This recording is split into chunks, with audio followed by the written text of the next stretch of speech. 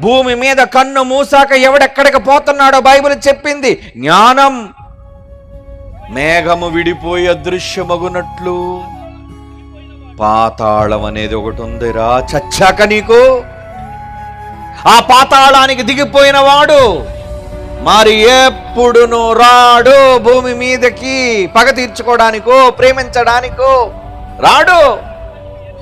అతడిక ఎన్నడును ఇంటికి రాడు. అతని స్థలం అతని మరలా ఎరుగదు.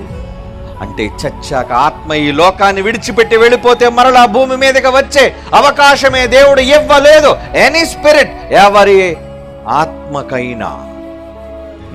ఆడ మరలా దెయ్యమై రావటమట, ప్రేమను నెగ్గించుకోవడానికి ఇంకో జన్మలో పుట్టటమట. కట్టుకథలు నమ్మకండి. దేవుడు మహాజ్ఞానంలో రాయించిన సంగతులు నమ్మండి. మనిషికి ఉన్నది ఒకే ఒక్క జన్మ. ఈరోజు తల్లి గర్భంలో మీకు నాకు మనందరికీ భూమి మీద దక్కింది ఒకే ఒక్క జన్మ. ఈ జన్మ తరువాత చచ్చాక మరో జన్మ రాదు, లేదు. ఉన్న ఈ జన్మలోనే దేవుని కొరకు బ్రతకాలి.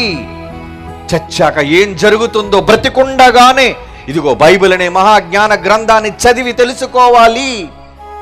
ఏం చెయ్యాలో వాటి ప్రకారంగా చెయ్యాలి. ఆ తర్వాత కన్ను మూసి ఎదురు చూస్తున్న నీ పరలోకపు తండ్రి యొద్దకు చేరాలి.